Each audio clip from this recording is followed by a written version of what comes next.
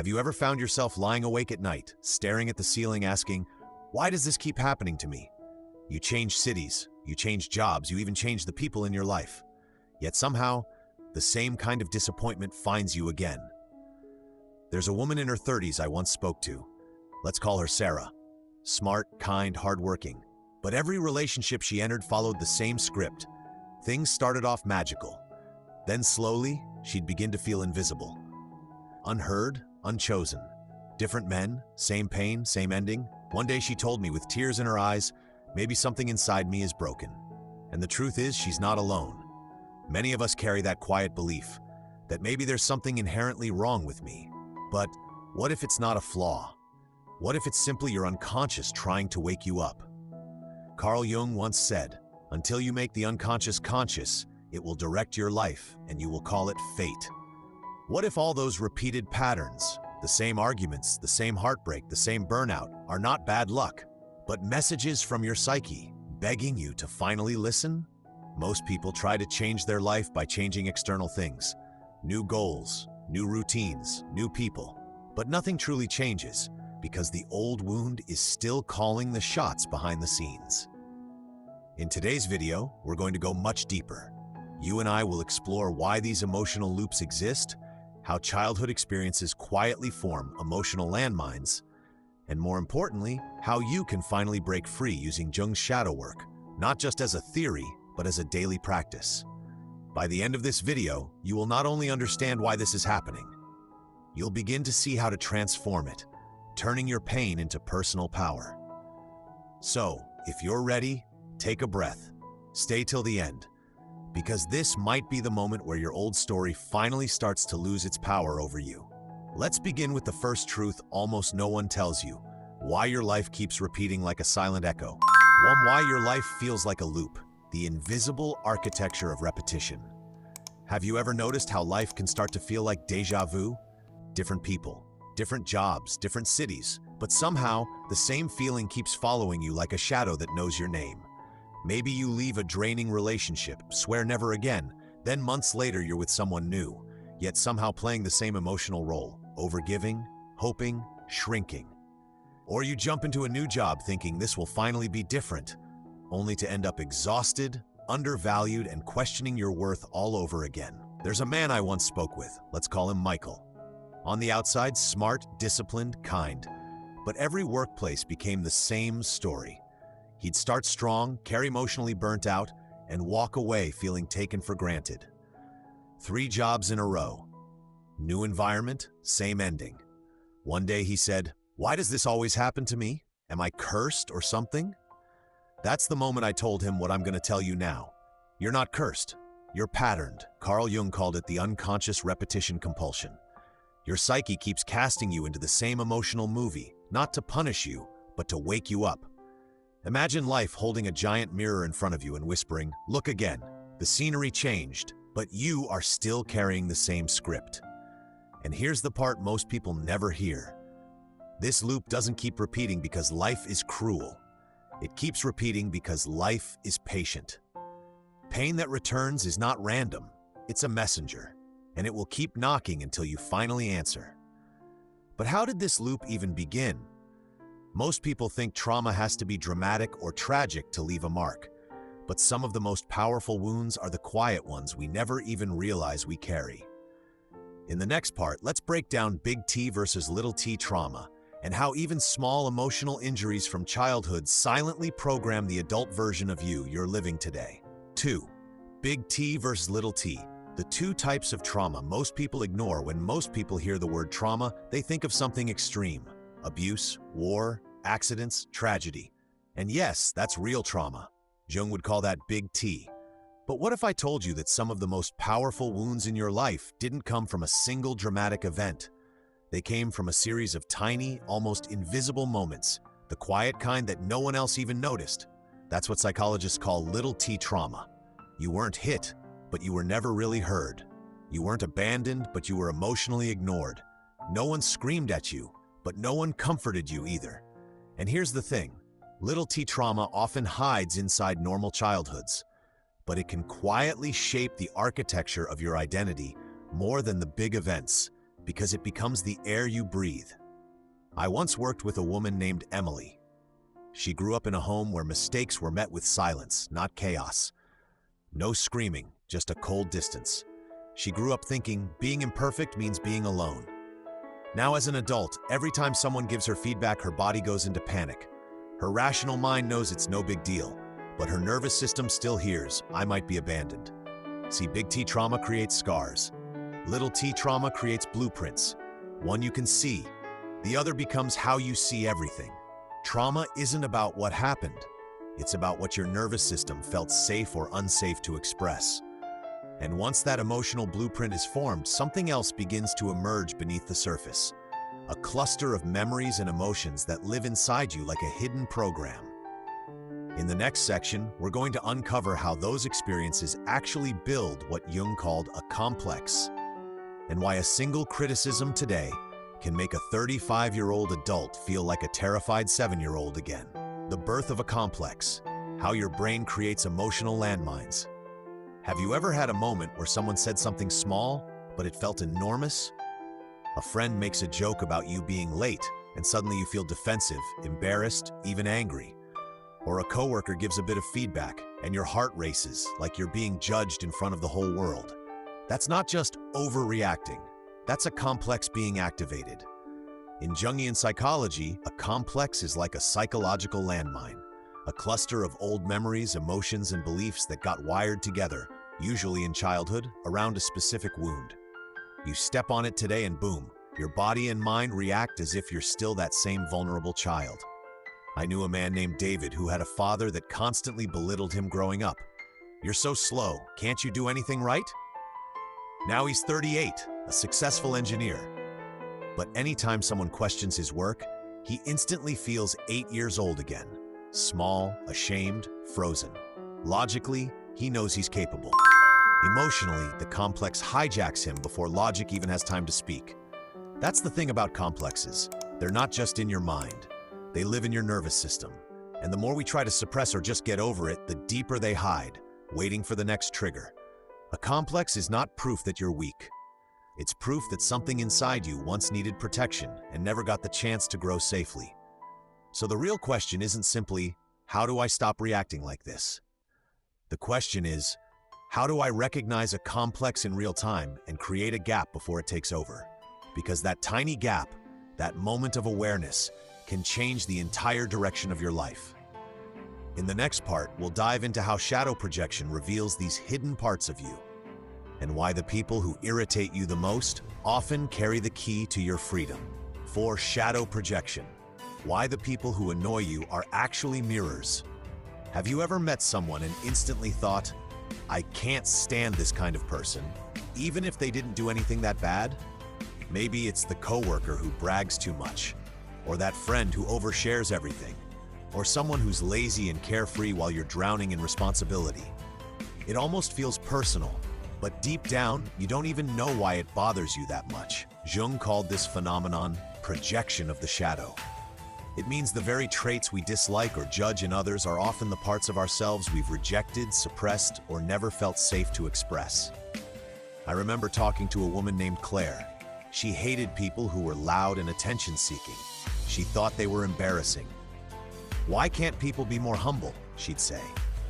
But when we dug deeper, we found out she used to love performing as a child, singing, dancing, making everyone laugh. Until one day, a relative told her, stop showing off, you're too much. So she buried that expressive part of herself. And now, decades later, whenever she saw someone freely shining, that old buried part of her felt attacked. So she attacked it first. That's the thing. Your shadow isn't evil. It's just the parts of you that were never welcomed, so you disown them to survive. The people who trigger you the most are not always the problem. Sometimes they're messengers, reflecting the pieces of you asking to come home. So then the question becomes, how do we actually track these reactions and use them as clues instead of letting them control us? Because once you can catch yourself in the moment, that's when healing really begins. In the next part, we'll explore a simple but powerful method, emotional tracking. I'll show you how a 7-day trigger journal can become the scientific method for your soul. and how it reveals the hidden blueprint behind every overreaction. 5. Emotional tracking, the scientific method for your soul. Most people live inside their patterns without ever noticing them. They feel angry, anxious, jealous, or suddenly ashamed, and they either suppress it or let it explode. But almost no one pauses to observe it. That's why emotional tracking is one of the most powerful tools Jungian teachers use, because it turns your triggers into data. It's simple, but it's like giving your unconscious a microphone for the first time. For 1 week, you do this. Every time you feel a reaction that feels bigger than the situation, you write it down. Just 3 things. What happened? What did I feel in my body? What does this remind me of? Not in memory, but in feeling. Let me give you an example. A guy named Jason texted his friend, and she didn't reply for hours. He felt this sudden wave of panic, not annoyed, not slightly worried. Full panic, like something terrible happened. He wrote, "Situation." She didn't reply. Body, tight chest, heart racing. Felt like being ignored by my mom when I needed her. By the end of the week, his journal looked less like a log of little annoyances and more like a map of his childhood wounds. That's when things click. You realize you're not reacting to the present. You're reacting to an echo. Your triggers are not random moods. They are fingerprints of an old story asking to be noticed. Once you start collecting those emotional fingerprints, something beautiful happens. You begin to see patterns, and with pattern comes choice. But as soon as we start becoming more conscious, something strange also happens. We resist it. Almost like a part of us wants to stay in the old pain because it's familiar. Which brings us straight into the next piece. Why your psyche actually fights healing. And how Jung's concept of resistance and complexes explains why you keep getting sucked back into the same emotional trap, even when you know better. 6. The resistance to healing. Why your psyche fights what you say you want. You can read all the self-help books, go to therapy, even know exactly what your wound is. But still, something inside keeps pulling you back into the same old reactions. You say you want peace, but you pick the same arguments. You say you want love, but you sabotage good people. You say you want rest, but somehow you never stop grinding. Why does this happen? Jung had a powerful answer. The psyche doesn't care about your happiness. It cares about your survival. And survival to your unconscious means one thing: familiarity. See, if you learned as a child that withdrawing kept you safe, your psyche wires that as a strategy. If being the nice one helped you avoid punishment, your mind makes that your identity. Even if, today, those patterns are exhausting or destructive, part of you still clings to them because they once worked. I worked with a man named Chris. Every time he started to feel close to someone, he'd pull away. Not because he didn't want love, he desperately did. But love meant vulnerability. And vulnerability, to his unconscious, meant danger. So he'd create distance, then wonder why he felt so alone. This is what Jung called resistance. It's the internal tug of war between the part of you that longs to heal and the part of you that's terrified what healing might change. And once you can see your resistance with compassion instead of shame, something shifts. You stop judging your stuckness and start learning from it. Now the question becomes, how do you catch that moment before your old wiring hijacks your mind and body? That's where we go next, into the nervous system itself. Because what you call overreacting, your body calls survival mode. In the next part, I'll show you how trauma doesn't just live in your memories. It lives in your breath, your chest, your gut. And until you learn to calm the body, the mind can't truly change. 7. Mind versus body. Why trauma lives in your nervous system. People think healing is just mindset. Just think positive. Just change your thoughts. But you know what? Your body remembers what your mind tries to forget. That's why you can logically know you're safe and still feel like you can't breathe. Why you can tell yourself, it's just a text message, calm down, but your heart is pounding like it's trying to escape your chest. There's a woman named Lauren. She was promoted at work, a great salary, a beautiful office. But every morning before her meetings, her stomach twisted, palms sweating like she was about to be punished. It wasn't anxiety. It was her nervous system reliving the feeling of being scolded by her father whenever she messed up. Her mind knew this was a new chapter. Her body was still stuck in the old book. Your nervous system has only one priority: keep you alive. It doesn't care about your goals, your self-development content, or your vision board. It only asks, is this safe or is this a threat?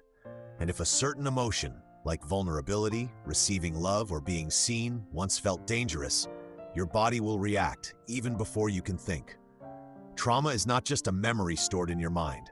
It's a reflex stored in your nervous system, and that reflex gets triggered faster than any mindset technique can reach. So how do we begin to calm the body, not just control our thoughts?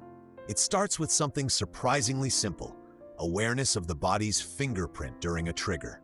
The tight chest, the shallow breath, the heat, the freeze. And in the next section, I'll share a simple practice that Jungians call creating the gap. A brief pause that stops the complex from taking over. Because the moment you can name the reaction is the moment you finally have a choice. 8. Finding the gold. How to turn pain into personal power. Most people think healing is just about fixing what's broken. But Jung believes something far more radical. What if your greatest wound is also the doorway to your greatest gift? He called it the gold in the shadow. Meaning the very qualities you suppressed or lost because of trauma, passion, creativity, anger, sensitivity, are the same qualities that, when reclaimed, become sources of strength. I remember meeting a woman named Tara. She was always told as a child, "Stop being so dramatic, you're too sensitive." So she learned to numb herself, to play the calm, logical one. But she also lost her emotional depth, the very thing that made her a brilliant artist. In therapy, when she reconnected with that dramatic energy, she thought she was regressing. But it was the opposite. She was accessing her creativity for the first time in years. Her pain didn't make her weaker. It was the doorway back to her voice. Here's the paradox no one tells you. The parts of you that were shut down to survive are the same parts of you that come alive when you're ready to thrive. Your anger, it might be the fuel for boundaries. Your sadness, it might be the doorway to empathy. Your chaos could be wild creativity waiting to be shaped. Your shadow doesn't just hide the pain, it hides the power you abandoned along the way. So how do we begin that process of reclaiming these lost parts? It starts by asking one simple question anytime a trigger appears. What is this reaction protecting? And what gift did I lose here? In the next section, we'll bring it all together and walk through the 4-step roadmap of integration, from awareness to freedom. Because healing isn't just about feeling better. It's about becoming more whole and finally living as the version of you that's been waiting underneath the pain. 9. Reclaiming self, the integration process. So what do you actually do with all of this? You've spotted the pattern, you've seen the complex, you've tracked the emotion, felt the body reaction, maybe even tasted the gold in your shadow. Now comes the part most people skip, integration. It's not as dramatic as a breakthrough. It's quieter than an aha moment, but it's where real change finally roots itself. Here's the 4-step roadmap Jungian teachers often use, and anyone can practice it. Step 1, awareness. You notice the pattern in real time. You catch the voice saying, "I'm not enough," or the sudden urge to withdraw. Before it controlled you. Now you can say, "Ah, I see you." Step 2, observation, without judgment. Rather than shaming yourself, you get curious, like a scientist watching an animal in the wild. What's the body sensation? Where have I felt this before? You're not trying to fix yourself, you're just witnessing. Step 3, feeling and expression. This is where you allow the buried emotion to move.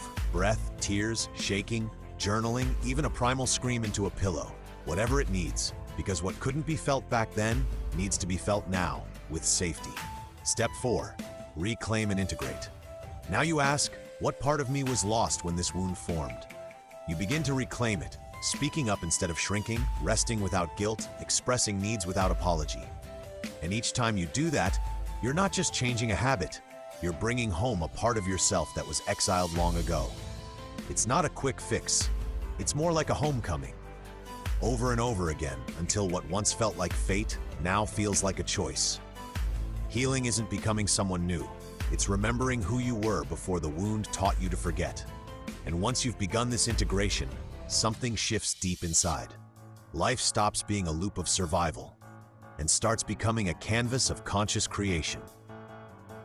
Which leads us to the final message of this video. A truth Jung believed more than anything. Your trauma is not the end of your story. It's the beginning of the version of you that's been waiting to live. 10. New story, new identity. Writing the next chapter consciously. So if you've made it this far in the video, that already means something. It means a part of you is ready. Ready to stop repeating the same emotional chapter. Ready to live a life that doesn't feel like déjà vu, but like choice. Jung once said, "I am not what happened to me. I am what I choose to become." And maybe for the first time, you can feel that possibility, that your patterns are not permanent, that your pain wasn't just meaningless suffering, it was initiation. You were never weak, you were wired for survival, and now wired for awareness. Imagine waking up tomorrow and knowing, I don't have to live inside that old script anymore. You can speak up without guilt, rest without shame, love without fear of disappearing. That's not motivation. That's what becomes possible when you bring the unconscious into the light. Healing isn't about becoming a better version of yourself. It's about remembering the truest version, the one that was never broken, only hidden. If this message landed in your heart, I want you to do two things. Share this video with someone who keeps asking, why does this keep happening to me? Because just like you, they might not be cursed, they might just be patterned. Subscribe to this channel, Psychology for Real Life, for more deep psychology, soulful thinking, and practical tools to live consciously. Make sure you turn on notifications, because the next video will dive even deeper into how your shadow holds the exact purpose you've been searching for.